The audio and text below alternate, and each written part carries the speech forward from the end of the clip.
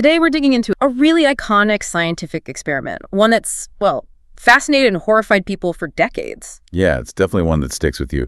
We're talking about John B. Calhoun's work, especially his famous mouse Utopia experiment, Universe 25. Right. The premise sounds almost idyllic at first, doesn't it? Giving rodents everything they could possibly want: food, water, shelter, no predators. Everything except unlimited space. And crucially, as it turned out, everything except maybe a purpose, a meaningful social structure. And the result was, well, catastrophic. Utter collapse.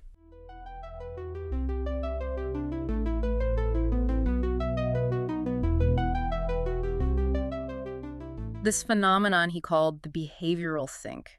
It's a pretty chilling term. It is. And it became this incredibly powerful symbol, but maybe, as we'll explore, a somewhat simplified one. Exactly. So our mission today is to unpack that. How did Calhoun's work explode into popular culture as this, stark warning about overpopulation? And how did that narrative maybe overshadow his own more complex ideas about, believe it or not, human potential? Yeah, we need to trace how the facts from his lab notebooks morphed as they entered the public sphere, and what the deeper story of Universe 25 might actually be telling us. Okay, so let's start at the beginning. Who was John B. Calhoun? What led him to build these rodent universes? Well, Calhoun started out as an animal ecologist. Grew up fascinated by nature in Tennessee, collecting things, observing. He studied zoology. And his early work, this was back in the 40s at Johns Hopkins, involved things like the North American census of small mammals. So real-world field work initially. Right, observing rats in Baltimore backyards, on islands, trying to understand their natural population dynamic. But then he shifted focus, didn't he, towards more controlled environments? He did. He wanted to isolate variables. His first big step in that direction was this rat city he built in Towson, Maryland. A quarter-acre pen, sort of a Garden of Eden for rats, as he called it. Garden of Eden, okay. But with a catch. The catch was space. He put in 5 pairs of wild Norway rats, gave them plenty of resources, but the pen size was the ultimate limit. It was a precursor, really, to thinking about what happens when resources aren't the issue, but social density is. Which brings us to Universe 25. This was the big one, started at NIMH, the National Institute of Mental Health, in the mid-50s. Tell us about the setup. Okay, so Universe 25 was this meticulously designed enclosure, about 10 by 14 feet. It was divided into 4 sections, kind of like quadrants, linked by ramps. And the living spaces. Along the walls, they built these vertical stacks of nesting boxes, 256 of them in total. Calhoun called them apartments. It really did look a bit like a rodent high-rise. And conditions were perfect otherwise? Absolutely perfect. Food, always available, and always replete cafeteria, as he put it. No disease outbreaks, no predators, perfect temperature, around 68 Fahrenheit. It started with just 4 healthy pairs of mice. An ideal starting point, you'd think. You would think, but it didn't stay ideal, did it? What happened as the population grew? Well, initially things went as expected. Calhoun called the first phase, the strive phase, mice exploring, setting up territories, starting families. Then came the exploit phase. Exploit. Yeah, the population just exploded. It doubled roughly every 55 days. Pretty soon there were over 600 mice in this, not enormous space. Okay, so density starts becoming an issue. But was it resources? Did they run out of food or nesting boxes? No, that's the crucial part. Resources remained abundant. The problem became social. It wasn't a lack of stuff. It was a lack of meaningful social roles and space to enact them. Dominant males basically cornered the market on the best territories, the best apartments near the resources. Leaving others pushed out. Exactly. Pushed to the peripheries, or crowded into the central areas with no real status, no territory of their own, no role to play in the usual mouse social structure.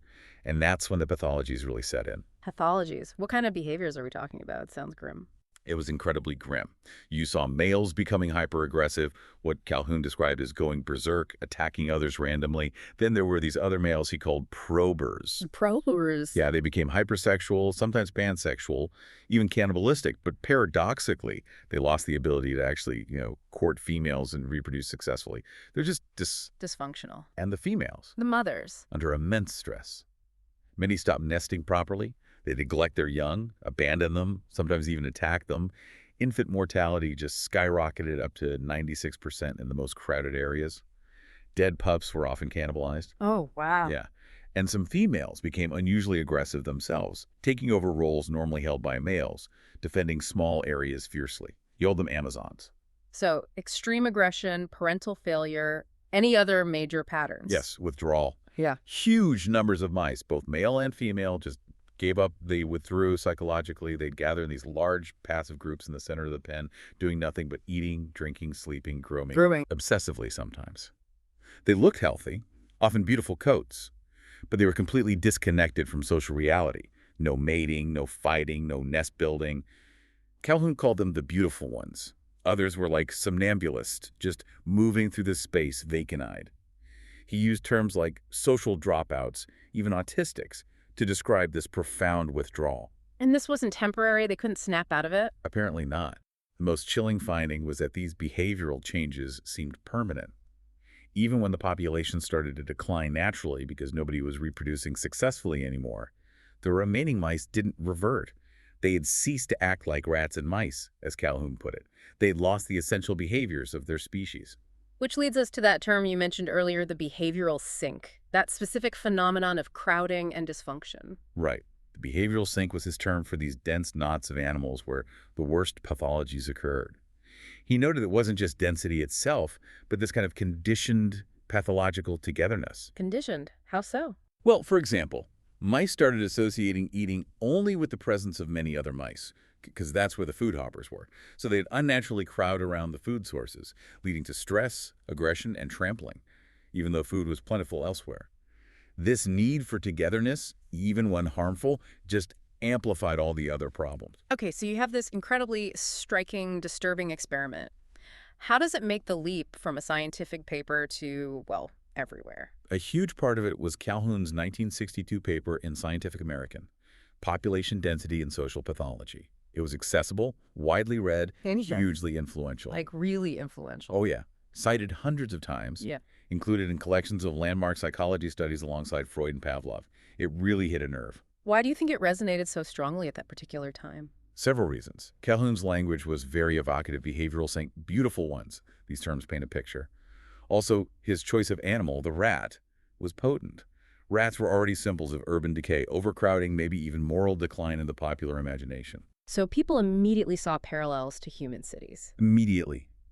It seemed like scientific proof for anxieties about modern urban life, about crime, about social breakdown in densely packed inner cities. The timing was perfect, tapping into those Cold War-era fears about population bombs and societal collapse. And the design itself, the mouse apartments, that probably helped make the connection feel more direct. Absolutely. People looked at his diagrams of these stacked apartments with ramps like stairwells and immediately thought of high-rise housing projects, crowded tenements. It felt like a direct model. Were there specific events people linked it to? Yes, definitely. The infamous Kitty Genevieve's murder in 1964, where witnesses reportedly did nothing. People talked about urban apathy, linking it back to this idea of social breakdown under density, maybe fueled by Calhoun's ideas, Yeah. and the perceived failures of large public housing projects like Pruitt-Ego in St. Louis. Pretty ego, right. Demolished in the 70s. Exactly. It was explicitly compared to a behavioral sink in commentary at the time. Calhoun's experiment provided this ready-made, seemingly scientific framework to understand these complex social issues, maybe too ready-made. And this seeped into fiction film. Massively. It became a staple of dystopian science fiction. Think Make Room, which became the movie Soylent Green. Soylent Green is people. Sorry, had to. Yeah, classic. Good there. But also books like Terracide, Logan's Run, The World Inside. They all explored these themes of overpopulation leading to social chaos, often echoing Calhoun's descriptions. Even movements like zero population growth use some of this fiction, almost like cautionary tales, like evidence. Even comics. I read something about Judge Dredd. Yeah, 2000 AD comics starting in '77. Judge Dredd's megacities were these unbelievably overcrowded places. The creators, Alan Grant and John Wagner, specifically cited Calhoun's work as an influence, talking about how the crowding led to behavioral distortions and violence. Wow, and Batman too. Even Batman, yeah. In the 90s, there was a storyline with the villain the Ratcatcher, who literally lectured rats about Calhoun's experiments, using it as a metaphor for Gotham's decay. It just permeated everywhere. And journalism, Tom Wolfe. Tom Wolfe wrote a famous piece for New York Magazine in 1968 called "Oh Rotten Gotham," sliding down into the behavioral sink. He directly applied Calhoun's term to describe the feeling of alienation and stress in New York City. Calhoun actually kind of liked that one. Literary critics also picked it up, linking the urban chaos in novels like Hubert Selby Jr.'s Last Exit to Brooklyn to the behavioral sink concept. So the cultural impact was huge, undeniable. But you mentioned a downside. The downside was that this explosion in popularity cemented a very specific, very pessimistic interpretation. The takeaway message became simply, density equals pathology. Overcrowding leads inevitably to violence, apathy, and collapse. A kind of modern folk myth, as one source called it. Exactly. And this powerful, simple, negative message completely overshadowed what Calhoun himself later tried to argue, which was actually more nuanced and surprisingly more hopeful. Hopeful. After observing Universe 25, that seems counterintuitive. What was his actual view? Did he think we were doomed? No, he explicitly argued against that. He pushed back against people like Paul Ehrlich, who had this dismal theorem that population growth was inherently destructive. Calhoun saw humans differently. He called man a positive animal. A positive animal. What did he mean by that? He believed that density, the very pressure of population, could actually be a driver for good. It could force innovation, create new social structures, increase complexity. He didn't foresee an inevitable doomsday. He actually coined the term dawnsday to suggest a potential future of progress spurred by these challenges. Okay, that's a radically different take. How did he think humans could avoid the fate of the mice? What was the mechanism? His key idea was conceptual space. He argued that while physical space might decrease, humans have this unique ability to expand their conceptual space through ideas, technology, art, complex social roles, communication networks. So we adapt mentally and socially, even if physically crowded. That was his argument. We find new ways to organize, to use resources efficiently, to create meaning and connection that aren't solely dependent on physical territory. Yeah. He even suggested that some level of social hierarchy, some inequality, might be necessary for this kind of complex adaptation and progress. A controversial idea, obviously. And he tried to demonstrate this potential for adaptation. Even in rodents, he did more experiments. Yes, his later work was very much focused on finding solutions, on ameliorating the effects of crowding. He ran experiments designed to foster, as he put it, more collaborative and intelligent rodent communities. How? What did he change? He tried various things, changing the food type to soft pellets to reduce conflict around feeding stations, adding more partitions and dividers to create smaller, more private sub-communities. He even used operant conditioning techniques to try and shape their behavior, encouraging cooperation, what he called building trust and ethical behavior among them. Trying to build a better mouse community. Essentially, yes. His stated goal, famously, was to make an ape out of a rat, to show their hidden potential for more complex, adaptive social behavior if the environment was designed correctly. And he tried to get this more positive message out there, didn't he? I read about a connection to a children's book. Mrs. Frisbee and the Rats of NIMH. Yes, Robert C. O'Brien's book from 1971, and later the animated movie The Secret of NIH. It features these hyper-intelligent rats who escaped from NIMH labs. Calhoun loved this connection. He actively encouraged it, saw it as a way to communicate his hopeful vision about intelligence and adaptation, overcoming physical limitations, reaching a wider audience. The scientific community wasn't entirely convinced by either his dire warnings or his later optimism, were they? There was pushback. Oh, significant pushback, especially against his earlier work. He was heavily criticized for anthropomorphism, giving human-like qualities or motivations to the rats, calling them juvenile delinquents or autistics. Making too direct a leap from rodent behavior to human society. Exactly. Sociologists and psychologists, especially, were quick to point out the dangers of crude analogy. They emphasized the difference between density, a physical measure, and crowding, which for humans is a subjective psychological experience shaped by culture, choice, and social context. What feels crowded to one person might not to another. And did human studies back up his findings on density-causing pathology? Not consistently. Researchers like Jonathan Friedman did studies on humans in crowded situations and found very mixed results. Sometimes density had negative effects, sometimes positive, sometimes none at all. Friedman actually concluded that, broadly speaking, ethologists are wrong about crowding and wrote positively about the benefits of cities. So the direct link was questioned. Any other major criticisms? Yeah, critics like Mark Baldassar argued Calhoun was focusing too much on density itself and ignoring the real drivers of urban problems, things like poverty, inequality, lack of resources, power structures. They felt he was blaming the physical environment instead of the social and economic systems. And his later work, the more philosophical stuff, referencing science fiction, did that help his case with scientists? Probably not. His reliance on figures like H.G. Wells or Leo Szilard and his increasingly sort of autobiographical style in explaining his grand theories about human evolution and conceptual space tended to alienate the mainstream scientific community further. So he felt misunderstood. Deeply. He felt his work had been tainted, reduced to this simple, scary story about rats, and he'd lost control of the narrative. He apparently even compared his own struggles for recognition and funding at NIMH to being like Winston Smith in Orwell's 1984, feeling marginalized by the system. It's quite a striking contrast, isn't it? The behavioral sink becomes this widely accepted, almost self-evident warning for adults about a dark future. While his hopeful message about adaptation and intelligence gets relegated to essentially a children's story, dismissed as fantasy. Yeah, his work ended up being seen as maybe more of popular interest than, scientifically rigorous, at least in some circles. Which is ironic, because his initial experiments were meticulously documented. But the effect, sadly, was maybe to make humans seem more like the doomed rats, rather than elevating our understanding of the rat's complex needs. But let's circle back to that idea from one of the sources, Universe 25, a fable of purpose and connection. If we look past the simple density-doom equation, what's the deeper lesson there? That source argues, and I think it's compelling, that the real tragedy in Universe 25 wasn't just the lack of physical space, it was the collapse of meaningful social roles. Meaningful roles, like what? Like having a territory to defend, young to raise successfully, a position in a stable social hierarchy, a function within the group. When the sheer numbers and social chaos made those roles impossible for most mice, their society disintegrated.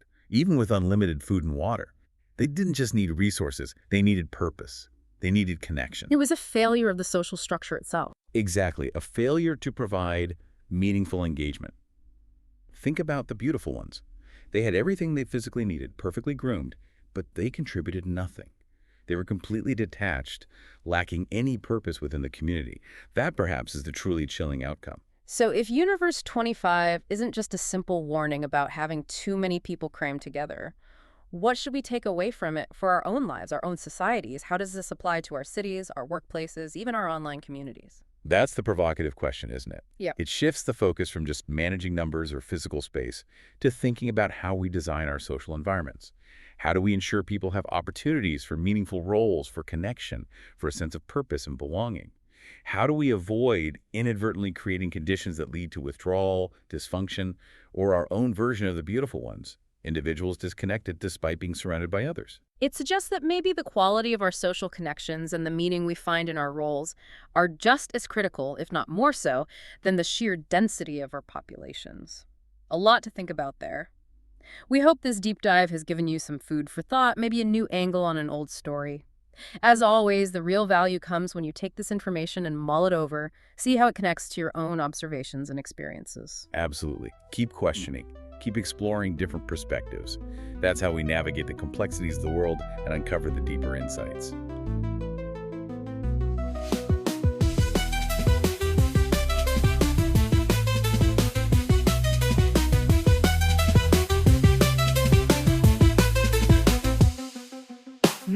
Show, let's go, open up your mind and grow.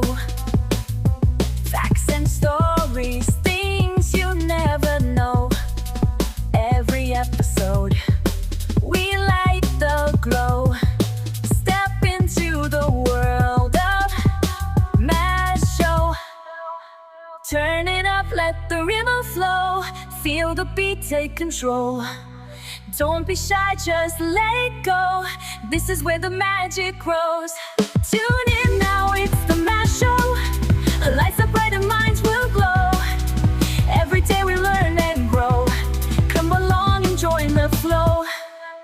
New ideas begin to shine. Breaking limits, crossing lines. Every moment feels divine. In the world of Mash Show time. Turn it up, let the rhythm flow. Feel the beat, take control. Don't be shy, just let it go. This is where the magic grows. Tune in now, it's the Mash Show. Lights up bright and minds will glow. Every day we learn and grow. Come along and join the flow.